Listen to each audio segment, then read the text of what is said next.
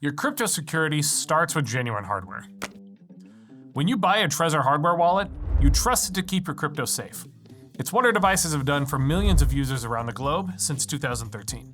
But can a fake device slip through the supply chain? Can you tell if someone has meddled with it? Is this even something you should be concerned with? At Trezor, we've built layers of high-quality defenses to spot inauthentic devices. So let's break down how Trezor uses clever design to keep fake devices at bay. Physical protections. We'll take a look at the packaging first. This is the first line of defense we've put in place. If your package arrives damaged, opened, or if you're concerned that the item has been tampered with, reach out to our customer support. They're trained on how to identify genuine devices.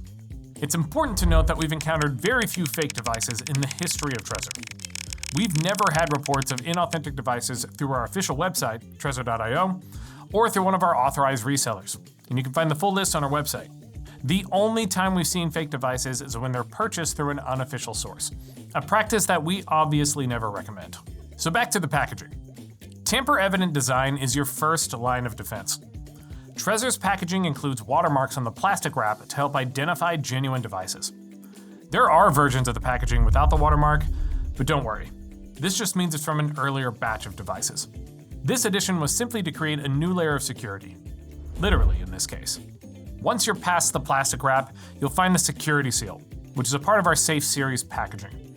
This is a one-way strip that clearly alters the packaging when removed. Now, inside the packaging, you'll find the device itself. In this case, we're looking at a Trezor Safe 3, and you can see that it comes with a holographic seal over the connector, ensuring the device hasn't been interfered with before arriving to its destination. There's a black and a holographic version of this seal. And once removed, you'll see that the word void remains on the device. If your device arrives and the seal is already broken or missing, you can probably guess that this indicates something might be wrong, and it's an example of when you should contact our support. Supply chain attacks. By the way, the whole point of everything that you're seeing in this video is to prevent what's called a supply chain attack. In simple terms, it means making sure that no one messed with your device between us, the manufacturer, and you, the person that's going to end up using it. If Trezor makes a shipment to supply a device to someone, and somewhere along the chain of that supply, the shipment is attacked, we do everything we can to provide signals that an attack has taken place. A great example of this is the security seal we talked about earlier. If you somehow received packaging like this, it would be a very obvious example of a supply chain attack. At this point, it should start to be clear just how unlikely it is to end up with a fake device. But let's move beyond that. Let's speculate for a minute. Theoretically, what if you ordered through our website and then Trezor sent the package directly from their warehouses, and then someone intercepted your package and either unboxed your device or somehow resealed it or replaced it with a flawless replica, and then they put it back into shipment, and then it arrived on your doorstep? What happens once you get past the packaging? What's left to protect you? The next layer of security takes place inside the device, and it's called the firmware authenticity check. Firmware is the basic low-level code responsible for simple, straightforward tasks, like device startup, wallet recovery, and PIN protection. The set of instructions it's designed to execute are narrow and specific, and because of that, it's actually considered more secure, not less. A device running unauthorized firmware is almost certain to fail Trezor Suite's firmware check, and it's one of the reasons we're always strongly encouraging users to update their firmware when prompted. Our tech team regularly releases new firmware updates, and having updated firmware means you'll have the latest protective measures against potential attacks.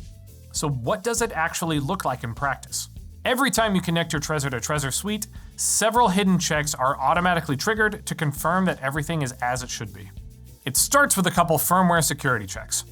The first is called a firmware revision ID check. This is like a fingerprint for your firmware. Each firmware version we release has a unique ID. When your Trezor device is connected, Trezor Suite verifies the firmware revision against our database of official releases. The newest firmware revision is only known to devices using the newest firmware. So if you're shipped a device that isn't running the newest firmware, it won't be able to tell Suite the correct number. This is especially effective against attacks with a long lead time that rely on modifying firmware before the device reaches your hands. By the way, our devices are always shipped without any firmware installed. It's a red flag if it shows up with anything installed at all.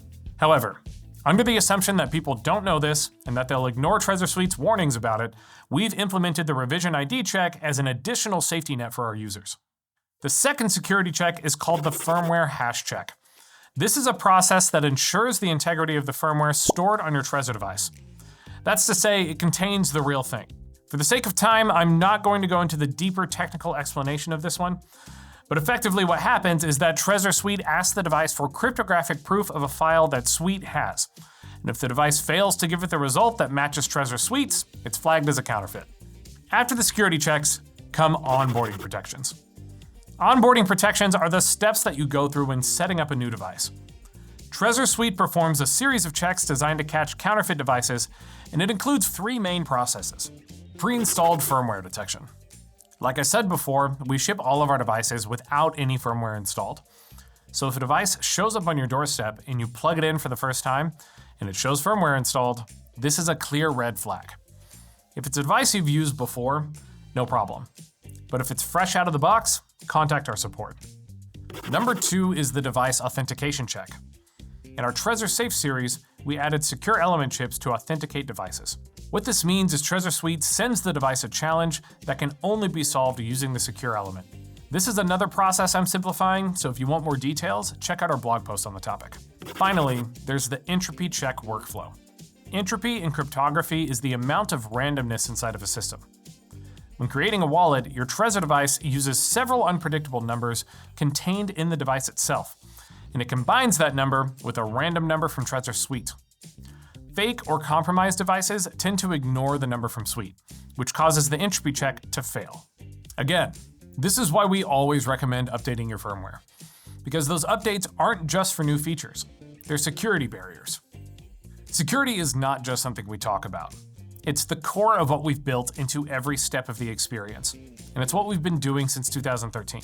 From the packaging to the firmware, cryptographic challenges and entropy workflows, every detail is designed to keep imitators out and your assets safe. Remember, this is a continual process, and it's always evolving. To round everything out, here are the 3 tips that do the most legwork in keeping you protected. Always buy from our official sources, either Trezor.io or authorized resellers. Always keep your firmware updated. This is quick and takes almost no effort. Always use Trezor Suite, and make sure you download it directly from our website. If something doesn't feel right, reach out to us at Trezor.io/support. Our team is highly trained and eager to help. Be sure to like and subscribe for more videos, and we'll see you guys in the next one.